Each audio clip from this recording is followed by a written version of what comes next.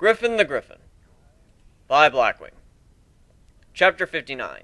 It's a human thing. Let's see. Nope, no gems. Dragon took them all. Plenty of charred bones, which we have no use for. All their stuff is dented, slashed, or burned, so we could use that for scrap and melt it down. Well, that didn't pay off too well.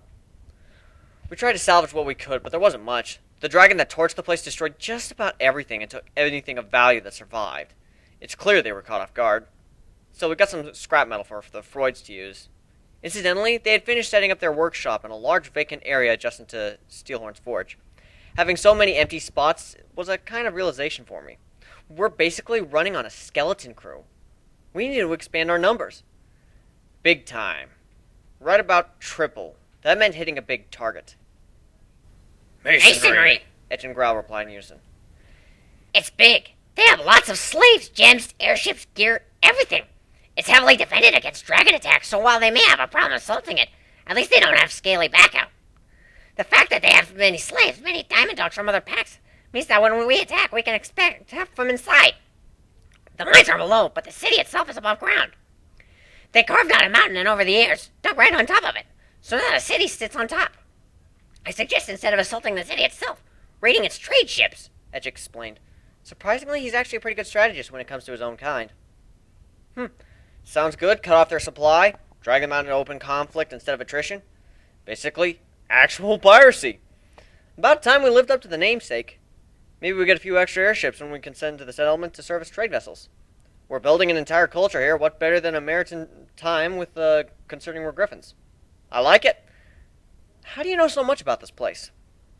His eyes shifted to the side, then he looked down, as if he was ashamed to say it, then finally resolved to tell me. He looked me straight in the eye. they are our old enemies. We were coming this way up to fight them for years. We lost. This is where we were taken as slaves. This is where my wife and Pop are. I can see why you didn't want to tell me about that.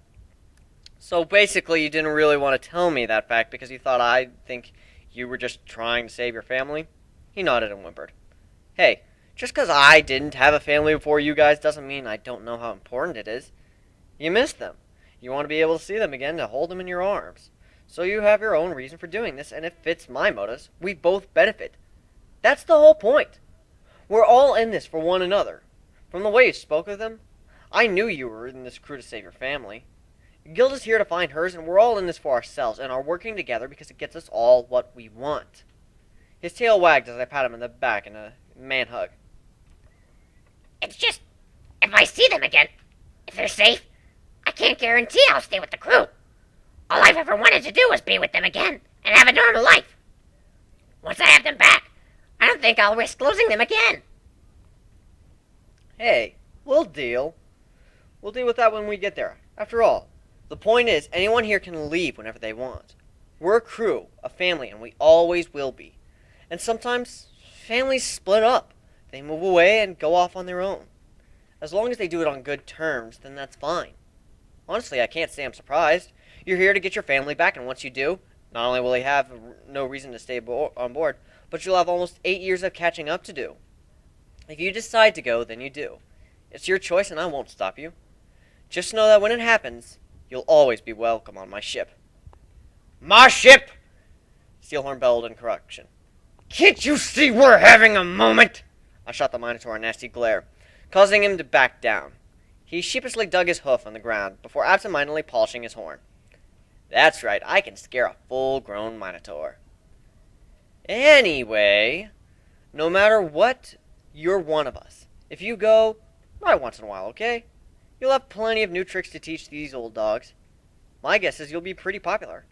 Maybe hold some influence? Who knows? I hope you stay with us, I really do, but if you go, then you go, and we'll be thinking of you. Now, dry your eyes, it's time to man up. We have some plundering to do. Here we are, masonry right there. The mountain on the horizon. Ships coming in to and from just about non-stop, trading with other packs, Equestria itself, and delivering slaves. We'll start little, hit some of the smaller ships, and then once we figure out a good method of doing so, we'll move on to the larger ones. So, how do you think we should start? I want to raid them without even knowing that we're there until it's too late. Well, we're griffins. Can we just cut a hole in the bottom of the ship and then flood from underneath? Then fight our way to the deck and take it that way? They won't see us as we use the clouds for cover, and the last thing they'll expect is an attack from inside their own ship.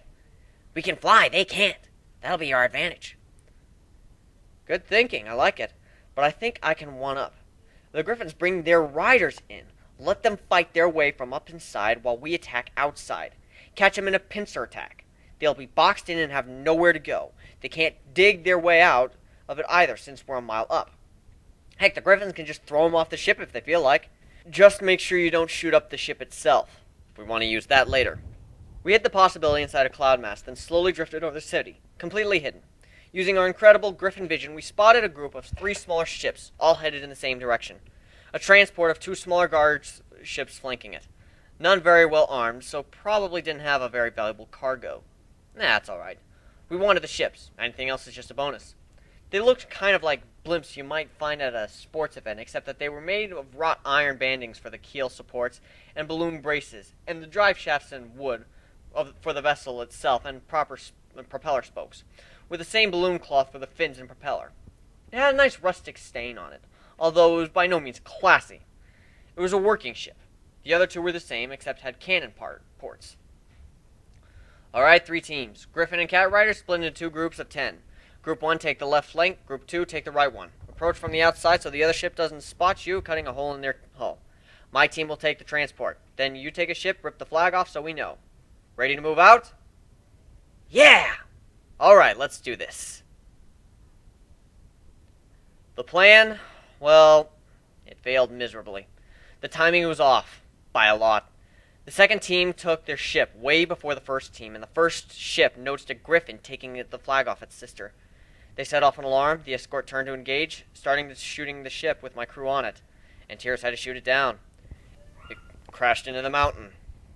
Most got out okay before it hit, as it fell pretty slowly. It got a few got minor burns from the flame, and one didn't get out in time before it crashed. We went to check and see if he was okay, but when we got there, it wasn't pretty. He had a mast where his head should have been. Rest in peace, Tigger. His Griffin, Reed, was crying afterwards. They had grown close, working alongside each other.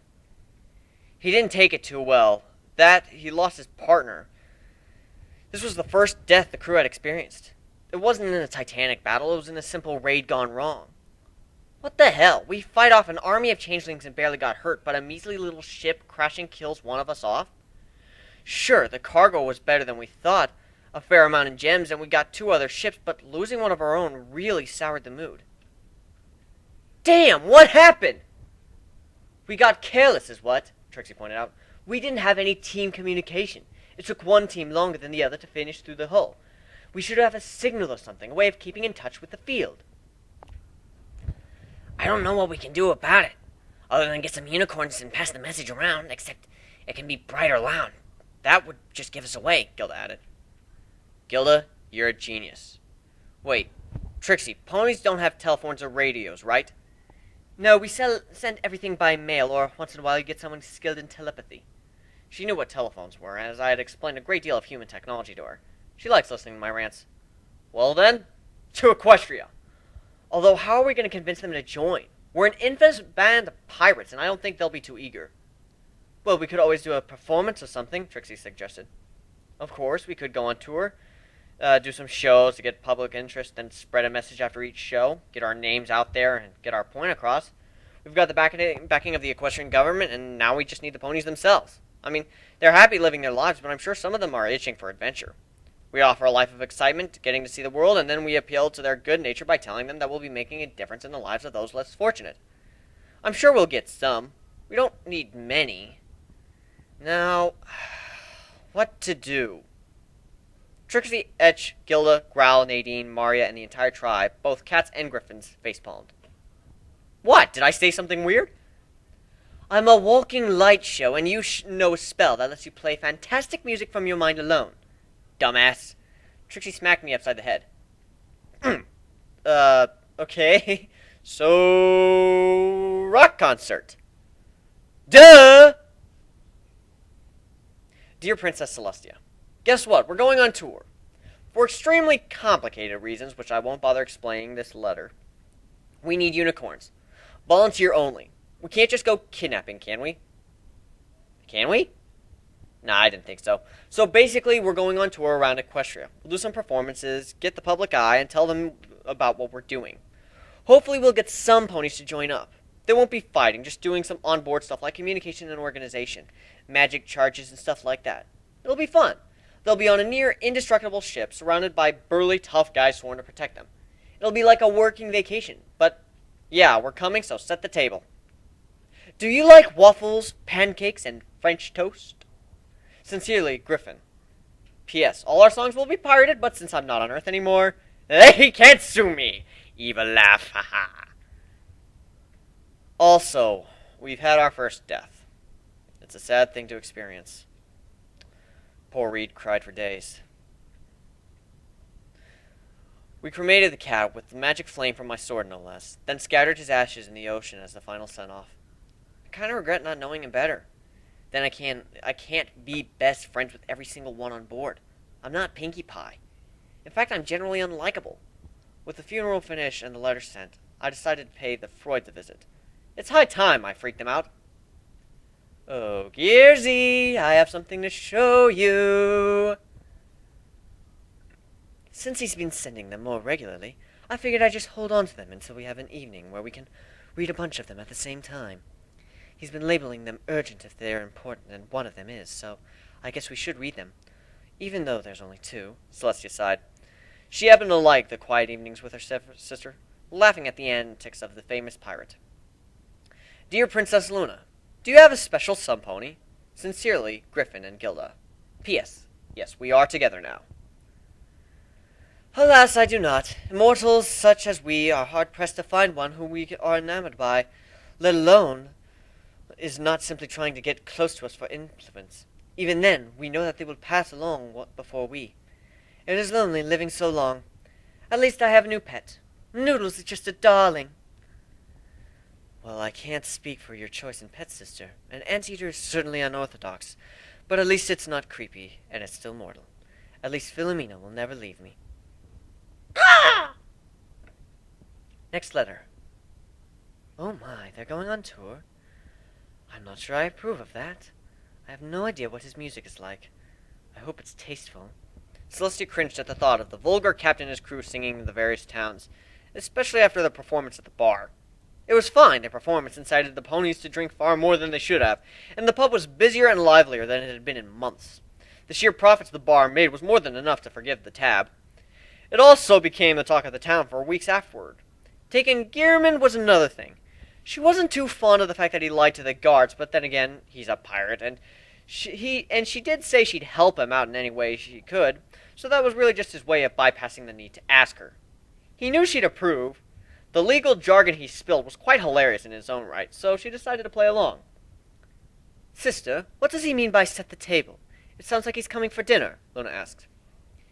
It means he's telling us he'll be visiting Canterlot at some point. Despite being rowdy in a city of refinement, he's actually quite well liked. They're still singing Drink Till I Die in a number of the bars, Celestia explained.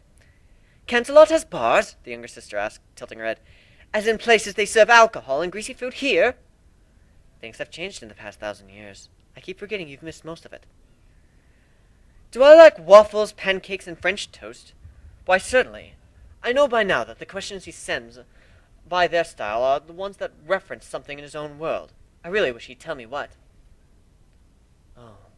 Oh my, well, that's rather somber.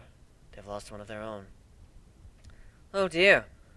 Well, the fact that they are doing something dangerous, I'm actually surprised it hasn't happened sooner. And at the same time, it doesn't make it any less painful. I know he treats them like family he never had. My heart goes out to them and Reed. It seems like he was especially close to whoever passed. Dear Griffin Pirates, our most heartfelt condolences for your loss. I hope he finds peace in the afterlife. Neither of us have a special sun-pony. Gilda and Griffin sitting in a tree. Kissing. Please keep the performance tasteful. The bar tab was forgiven by the owner, and since trouble follows you wherever you go, perhaps Freud will get in trouble on your ship instead of my port. I'm glad you took him off our hooves and cured his wife, apparently. I'm quite happy about that. Dear Spike, please give this to the Seafoam Green Mint Unicorn with the Lyre Cutie mark. Thanks. and sorry for using you to forward my mail. Have a sapphire. Sincerely, Griffin the Pirate. P.S. Shimmer wants to meet you. What am I, a mailbox? Now pirates want to use me to send a message too? Although, the sapphire, I suddenly am okay with this. Maybe I should write him a letter. Dear Griffin, send me more mail. And gems. Nah, I shouldn't be greedy. I don't want a repeat of last time. So I had who's Shimmer? Oh, Spike, don't you pay any attention when I told you about their adventures? Shimmer's the dragon on board Griffin's ship. She's got blue scales that shine like the sun. She's a bit older than you, and I have to say she's pretty cute, the unicorn replied. Spike blushed. And she wants to meet me? He dug his toe into the ground. Yep, I think she might like you. Just the thing, he needs to get over Rarity. He was heartbroken, but at least they are still friends. Well. An older woman. I better go deliver this letter. Her place is just down the street, right? Yes, now go, you little rascal. Oh, hey, Bonbon. Is Lyra in? Yeah, it'll be just a minute. Oh, no, that's okay. I'm just bringing her a letter for her I got. Did Derpy mess up the mail again? Well, it's a long story.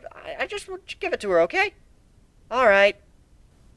Letter for you somehow. Twilight got it. Ooh! Let me see. Dear Heartstrings, or Lyra if you prefer. Humans. Sincerely, one of them. P.S. Please tell me I got the right unicorn. If not, this is going to be way awkward. Lyra swallowed hard. This had to be a joke, right? Some pony was playing a prank on her, messing with her obsession. Her eyes passed over each line and every letter, taking in all aspects of the note in front of her. Written too neatly to be done with hoof or mouth writing, not rigid like magic writing and not printed by a typewriter. No, this was written specially. She had things Spike had written before, and this looked like that except done with more care. This note was not written by machine, nor hoof, magic, or claw. This note was written by hand. It was real. What's more, the writer knew about her, and that she had been researching them. The human knew her. Every time she had been laughed at for believing in fairy tales, mocked for making stories of human sightings seriously, they all flashed through her head, and all the time she had been called crazy and started to believe it herself. She could laugh in their faces, and everyone who had ever made fun of her obsessing over humans. But this wouldn't be enough. No, she wouldn't settle until she saw one in the flesh, right in front of her.